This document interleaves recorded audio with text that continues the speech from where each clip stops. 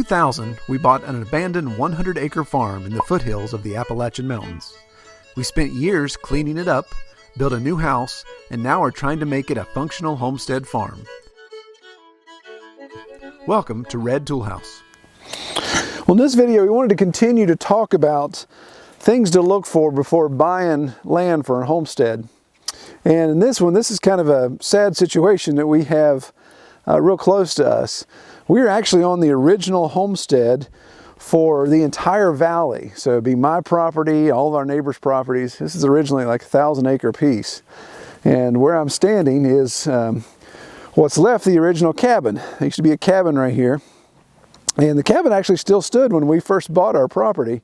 Unfortunately, the cabin burned probably 10 years ago. And the fellow living at the time, unfortunately, he didn't get out. So he lost his life here when the cabin burned. This homestead is basically ruined. And it's not because the cabin burned down. It's not because of anything like that. It's ruined because of a county road right-of-way. While this is technically the end of the watershed, kind of the end of the hollow, this would be the kind of the end of what you would consider the county road. Back in the day, the county road used to actually go to the top of the mountain. That used to be how you got out of this valley. So that county road, even though it's been abandoned and nobody's used it for years and years and years, the ATV traffic actually has a right-of-way to come through here. So this is actually what you would consider the end of the county road. This is I hate to call it a cul-de-sac because we ain't fancy like that, but it's just a turnaround spot in the road. County doesn't maintain this. They don't, obviously they don't plow. They barely put any gravel down. But this is where they say, okay, this is all we're going to do when it comes to road maintenance. And this was the original driveway to the homestead. This is how you would gain access to get to the cabin. Well, unfortunately, if you look at the county map, look at the county right-of-way, then this is still considered a county road. And the county road used to actually be in the creek. Back in those days, the creeks and the streams were the easiest way to have roadways. But over time, that road was moved over here, and people used to travel out this way. Well, for years and years, while this homestead was being lived on, the ATV traffic didn't come through here. The gentleman did a good job of keeping that traffic off, and nobody really tried to get through. Well, somebody decided to go to the county courthouse and say, hey, this is a county right-of-way. This needs to be reopened.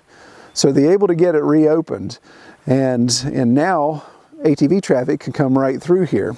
So the issue is, since the county declared this still an active right-of-way, they won't maintain it, of course, nor will they actually put it back over in the creek or even on the other side of the stream where there's actually an old easement. It looks like that's where the county road was at one time. But you can see, here's the house seat, here's where the old cabin was, and now you have all of this evidence of ATV traffic. Obviously where our side-by-side's parked. There's a trail going there.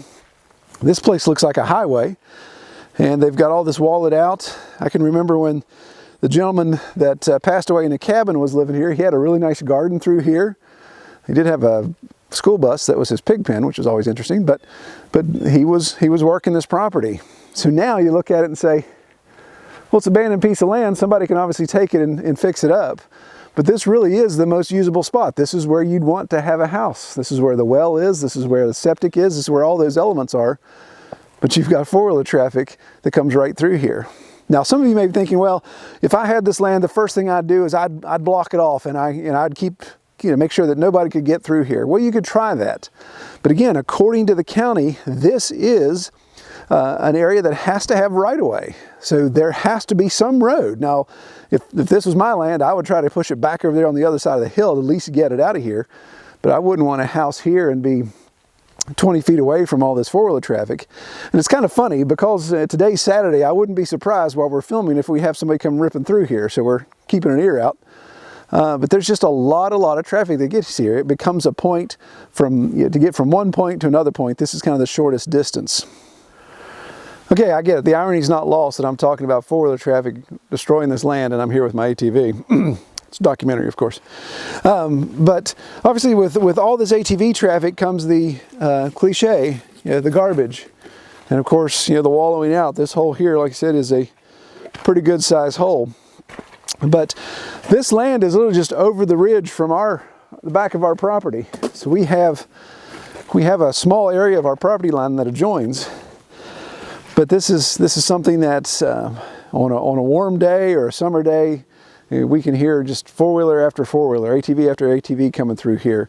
And it really is a lot of traffic that comes through. So what's my warning? Well, the warning to this, if you're looking to buy land for homesteading, you really need to look at what's going on with the counties as far as easements go. You say, oh, that's a county road decades ago. Nobody's using that anymore.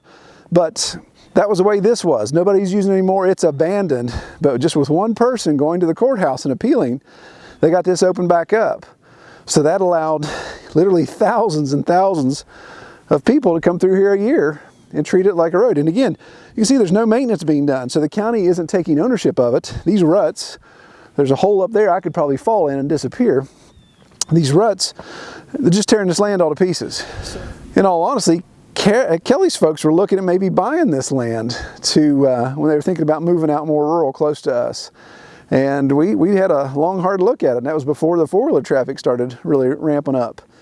But the people that own this land, they actually are our neighbors. They live further down. They actually decided to build where they are now because they knew this wasn't going to work out. Once this road got opened up, that they didn't want to have any part of this. So here's a 60-acre tract of land tucked up, the original homestead of this entire valley, tucked up in this beautiful little bowl, little end of the hollow here, and it's pretty much worthless. Again, you could say you're going to try to take on that fight, but as long as the county says that this is a right-of-way, then you're going to have that fight constantly. So that's one thing we want you to consider. If you're looking at land for your homestead, you really want to do some of that courthouse work to see if there's old easements, old right-of-ways, old county roads. Because even if a county road has been abandoned, they can possibly come back and reopen that. You hate to invest all your time and effort in a piece of property only to find out that it's been totally ruined by an easement or a right-of-way that's been opened up.